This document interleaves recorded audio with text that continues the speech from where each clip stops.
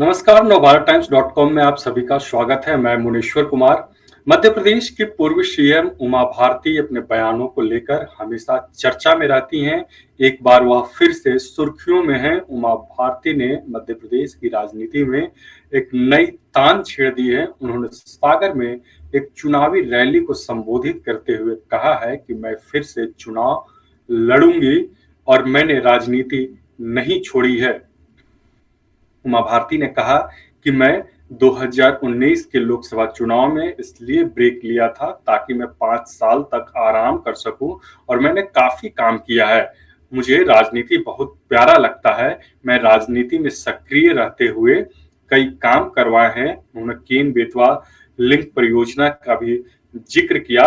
बुंदेलखंड की राजनीति मुख्य तौर पर उमा भारती करती हैं और हिंदुत्व की फायर ब्रांड नेत्री हैं और बीच बीच में अपने बयानों से पार्टी पर प्रेशर क्रिएट करते रहती हैं।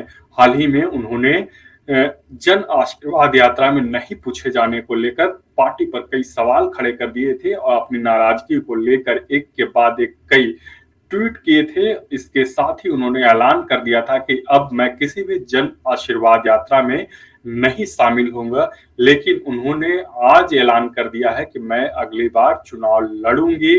उन्होंने अपनी उम्र का भी जिक्र किया कि चाहे मैं 75 का रहूं या 85 का हो जाऊं, लेकिन मैं चुनावी राजनीति में सक्रिय रहूंगा। हालांकि यह स्पष्ट नहीं किया कि विधानसभा चुनाव लड़ेंगे या लोकसभा चुनाव लड़ेंगे। आखिरी बार 2014 में वह झांसी लोकसभा सीट से चुनाव लड़ी थी और चुनाव जीतने के बाद मोदी सरकार में कैबिनेट मंत्री भी बनी थी, लेकिन 2019 के लोकसभा चुनाव में उन्होंने चुनाव नहीं लड़ने का फैसला किया था।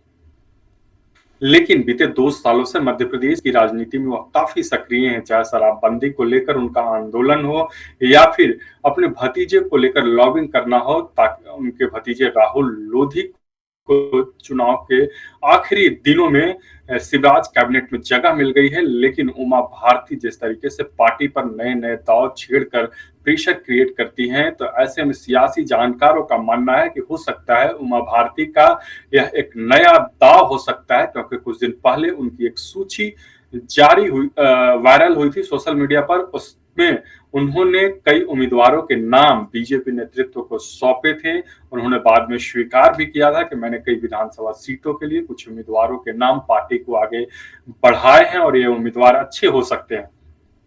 ऐसे में कई तरह के कयास भी लगाए जा रहे हैं। साथ ही पार्टी में उनके विरोधियों के अंदर बेचैनी भी बढ़ गई है, क्योंकि उमा भारती जब भी पार्टी लाइन से अलग जाकर बोलती हैं या किसी मुद्दे पर स्टैंड करती हैं, लेकिन पार्टी ने आज तक उनके खिलाफ कोई कार्रवाई नहीं की। न ही पार्टी के बड़े नेताओं का कभी कोई बयान आया। बीच बीच में जब वो नाराजगी व्यक्त करती हैं, तब उनके घर पर जाकर सीएम शिवराज सिंह चौहान मिलते रहे हैं। ऐसे में उमा भारती का विधानसभा चुनाव से पहले यह एक बड़ा दांव माना जा रहा है, क्योंकि अभी तक वह चुनाव लड़ने को लेकर कुछ नहीं कहती थी, लेकिन जब कुछ ही दिनों में बीजेपी की दूसरी सूची आने वाली है, तब उन्होंने कहा है कि मैं अगला चुनाव लड़ूंगी। हालांकि कहां से लड़ेंगी और किस सीट पर अपनी दावेदारी कर रही हैं, इसको लेकर कोई खुलासा नहीं हुआ है, लेकिन इतना तो जरूर है कि पार्टी के अंदर उनके इस बयान से बेचैनी बढ़ गई है। तो आप मध्य प्रदेश के तमाम चुनावी खबरों के लिए हमारे साथ बने रहें और इसी तरह के अपडेट और रोचक खबरें आपको लगातार बताते रहेंगे।